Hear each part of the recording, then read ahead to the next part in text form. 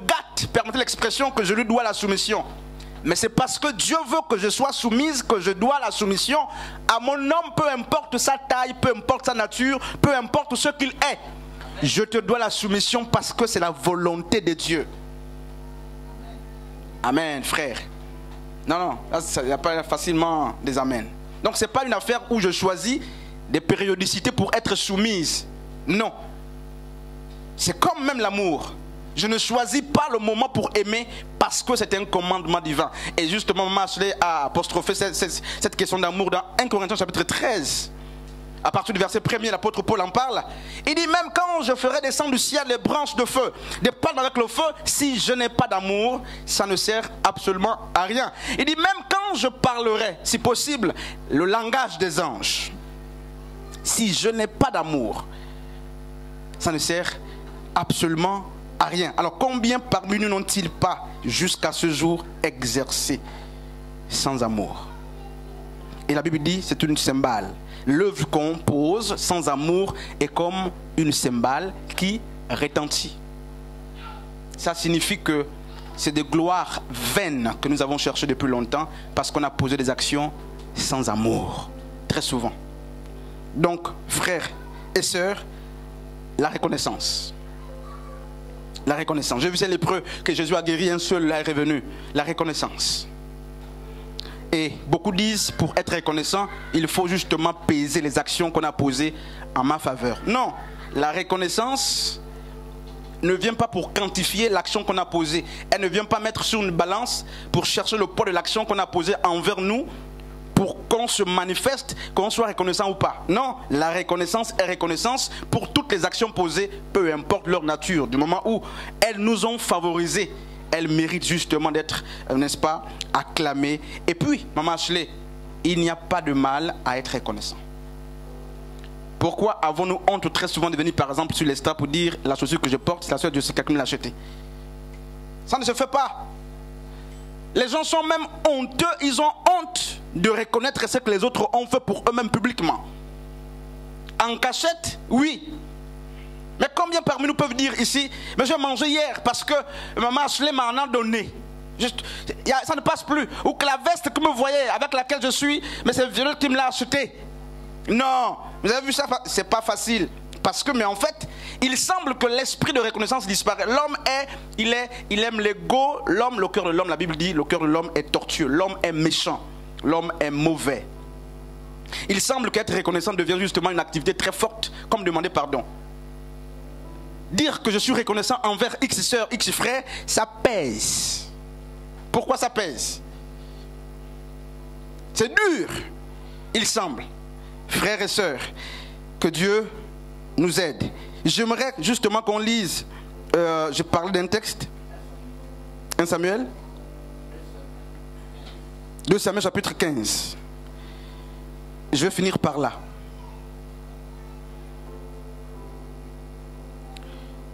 Alors, 2 Samuel chapitre 15, c'est ça? Et à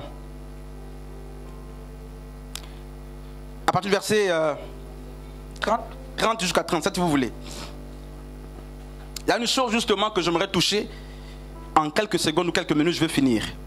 Alors, pour faire l'économie des détails, je vais juste commenter le texte. Il y a 3 noms essentiels que j'ai envie de retenir pour ceux qui lisent. On va travailler ensemble. Il y a David. Il y a qui d'autre? Il y a Achitophel. Il y a Absalom. Si vous voulez, on va aller au-delà de 3 noms.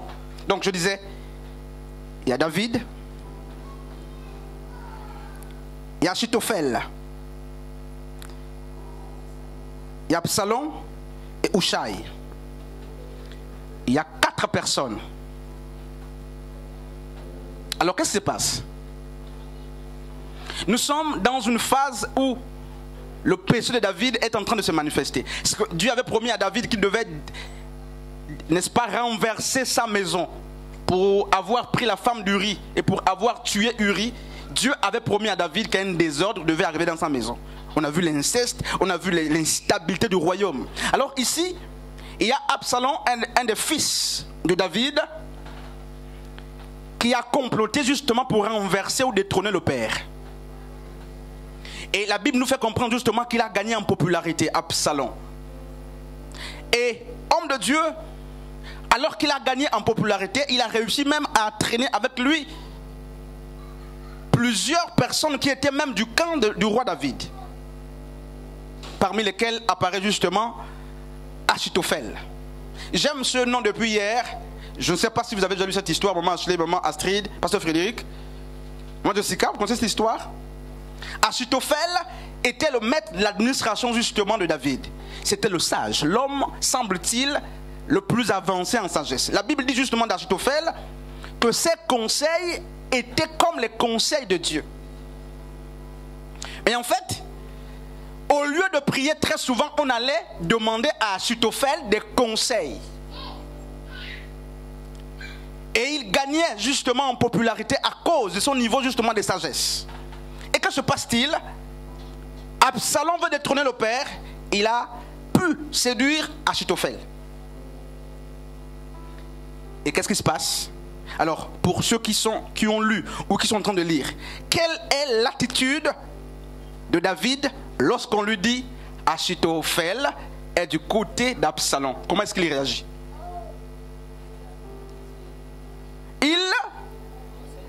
Il prie. Écoutez, frère, on dit à David que Achitophel est du côté d'Absalom. Alors, parce que Achitophel a évolué du côté de David. David connaît Achitophel. Il connaît la sagesse d'Achitophel. Et quand vous vérifiez l'histoire, on dit qu'il n'a jamais échoué dans ses conseils. Que ce soit du côté de David ou du côté d'Absalom, homme de Dieu, Achitophel était un modèle en termes de conseils. La Bible dit que ses conseils étaient comme la parole de Dieu. C'est qu'il n'avait jamais rien raté. Chaque directive donnée par Achitophel atteignait les objectifs. Alors David, lorsqu'il apprend qu'Achitophel est de l'autre côté désormais, à cause d'Abigaïl, mais je ne vous pas des détails, il a changé de camp. On annonce, on dit à David, Achitophel est du côté d'Absalom. David ne cherche pas à se renseigner sur les plans mis en place par Achitophel. Il y a une attitude justement qu'il est en train de tenir. Moi je veux rester calme, je vais rester calme jusqu'à la fin. La Bible dit qu'aussitôt David s'est mis à prier. Et il prie contre Achitophel. Il prie contre les prières, contre les stratégies d'Achitophel. Il dit à Dieu de réduire à néant.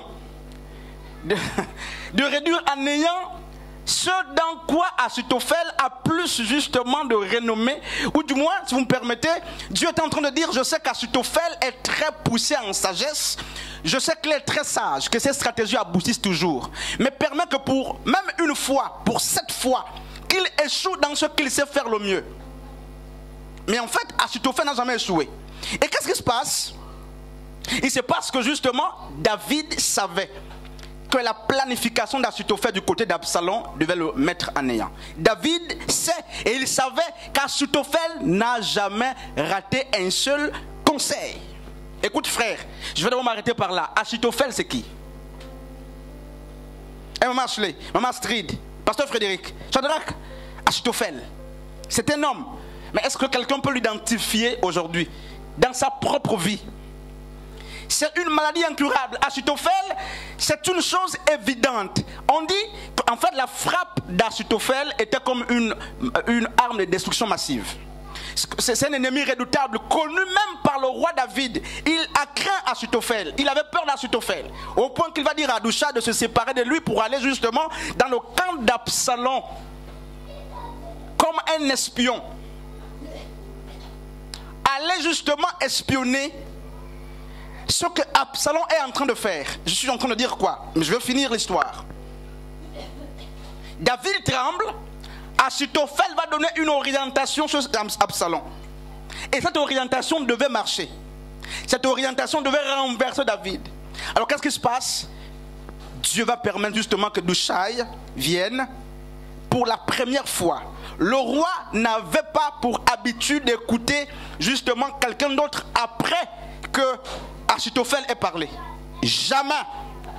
Quand Achitophel s'exprime, il n'y a pas une autre voix qui peut se lever. Quand Achitophel a parlé, plus rien ne peut se faire. Alors Achitophel a donné une orientation. Mais qu'est-ce que se passe-t-il? Le roi a pris l'orientation d'Achitophel en considération, mais il va aussi dire, écoutons Hushai. Amen. Et lorsqu'il arrive justement sur ce dernier, que se passe-t-il? Il n'est pas permis à un roi, l'arrière-plan justement théologique nous apprend qu'il n'est pas permis à un roi de venir dire à un sage ce que notre sage a dit. Le roi vient écouter d'une manière séparée pour prendre une meilleure décision. Mais le roi est venu cette fois, il a écouté Achitophel, Achitophel a parlé, et le roi est venu dire justement à Hushai ce qu'Achitophel avait dit. Et Hushai va s'asseoir, n'est-ce pas? Hushai va s'asseoir sur ce que le roi a dit, parce qu'il a compris et connu, n'est-ce pas, la planification d'Achitophel. Il va douter. Mais en fait, Hushai était en train de faire quoi? C'est de la malice. Hushai savait que ce qu'Achitophel disait, justement, était vrai. Que le plan d'Achitophel devait amener la chute et la ruine de David. Et que se passe-t-il? Mais Hushai va distraire, va en s'émancer, n'est-ce pas? Une autre voix va naître, la voix d'Hushai va naître, et un doute va s'installer dans le camp, justement, de la personne, n'est-ce pas, d'Absalom. Hushai répondit à Absalom, pour cette fois, le conseil qu'a donné à Achitophel n'est pas bon. Vous voyez, le verset 8 dit, et Hushai dit, tu connais la bravoure de ton père et de ses gens. Entre-temps, David était en train de trembler. En fait, je ne sais pas où vous voyez où je suis en train de partir. Un jour, un ami m'a raconté une histoire. Je vais finir peut-être par là. Il sortait des mariages, il rentrait chez lui très tard. Dans la nuit, il avait un parapluie avec lui, parce qu'il a plu autour de 8 heures. Et très loin, dans son quartier, il y a coupé l'électricité. Il voit un monsieur de très loin. C'était un bon mathématicien, très loin. Et très souvent, lui, il avait dit, en tant que mathématicien, quand tu as en face de toi un adversaire que tu ne maîtrises pas, dont tu ne maîtrises pas l'identité, très loin, il faut reculer avec en balançant les mains pour que l'adversaire pense que tu es en train d'avancer vers lui. Lui, c'est ça qu'il disait en tant que mathématicien, tu recules et tu fais les mouvements de la main pour que l'adversaire ait peur. Mais lui, lorsqu'il arrive, il voit la difficulté, il ne pratique plus ce conseil-là. Il est buté, il tremble. Et de loin, il voit le monsieur avec justement un fusil. Le monsieur avec le fusil, justement, ici, il va enlever le fusil. Et le frère en question panique. Et qu'est-ce qu'il se dit? Il dit, c'est un mathématicien plein. Il dit, ok, il ne pleut pas, il n'y a pas la neige, il n'y a rien, j'ouvre mon parapluie. Il ouvre le parapluie. Et le monsieur est en train de le voir aussi là-bas. Il dit, au moins le monsieur va penser que soit je suis fou, soit je suis très spirituel. Il va penser qu'il a affaire à un être très spirituel, du coup, il va paniquer. Mais pendant qu'il ouvre son parapluie, il tremble. Il sait que ce qu'il fait là, c'est faux, il n'y a rien. Mais quand il ouvre le parapluie, le monsieur là-bas aussi est en train de s'interroger, il me dit, mais apparemment j'ai affaire à un fou ou à quelqu'un qui a un niveau de spiritualité très élevé. Et ils vont venir les uns vers les autres. Un vient, l'autre vient. Ils se croisent, les deux ont peur des autres. L'autre a peur du fusil, et l'autre a peur justement du fait que quelqu'un ouvre le parapluie, il ne fait pas chaud, il n'y a pas la pluie, tu ouvres le parapluie à 23 heures. Et les deux ont peur. J'ai peur du fusil, tu as peur justement de la méthode que j'ai mise en place. Le monsieur qui avait le parapluie tremble, le monsieur qui avait l'arme tremble. Et ils vont se laisser, les deux vont passer. Pour le monsieur qui avait l'arme, ce monsieur était fou, ou du moins s'il le touchait, certainement quelque chose de spirituel pouvait se passer. Parce que ouvrir un parapluie à 23 heures, quand même, c'est mystérieux. Mais le monsieur qui a ouvert le parapluie sait qu'il n'y avait rien dedans. Il voulait simplement distraire. Je suis en train de dire quoi? Depuis que je parle d'Achitophel, d'Absalom, je parle de Hushai, justement, qu'est-ce que je suis en train de dire même? Maman Ashley. Qu'est-ce que je suis en train de dire? Vous avez vu? On va quelque part. Frères et sœurs, Naaman n'est pas devenu Achitophel entre-temps. Achitophel est devenu comme un dieu. Vous savez qu'il est mort par pendaison. Parce que tout ce qu'il disait était objectif, droit, pas d'échec. Il s'est pris pour un dieu. Au point que ses orientations ont échoué et il va se pendre.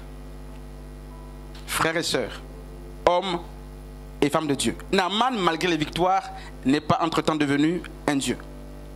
Il est resté un homme humble. Achitophel, Dieu est plus que toi. Dieu peut vaincre Achitophel. Achitophel, c'est aussi une maladie incurable dont tout le monde reconnaît justement mais les potentiels dommages. Achitophel, c'est un niveau de souffrance chronique dans lequel on peut baigner. Achitophel, c'est aussi une situation, n'est-ce pas, mais reconnue par tout le monde comme étant terrifiante. Ça peut être une maladie incurable, Achitophel. Mais Dieu est plus qu'Achitophel. Et ce qui se passe, merci Père de nous le siffler, ce qui se passe, homme de Dieu, qu'est-ce qui s'est passé avec Achitophel? Mais en fait, très souvent, nous pensons que nos réussites ont pour base nos connaissances. Très souvent, nous pensons que nous réussissons, nous triomphons parce que nous connaissons ou parce que nous avons étudié, nous avons la connaissance ou l'expertise. Mais en fait, dans cette leçon d'Achitophel, il sort que, mais en réalité, Achitophel remportait toujours les victoires, ou du moins ses conseils étaient comme pour Dieu, ou les conseils de Dieu, ou comme la parole de Dieu, pour une seule chose. Ça s'explique même par une seule chose. Jusqu'ici, Achitophel était du camp de Dieu.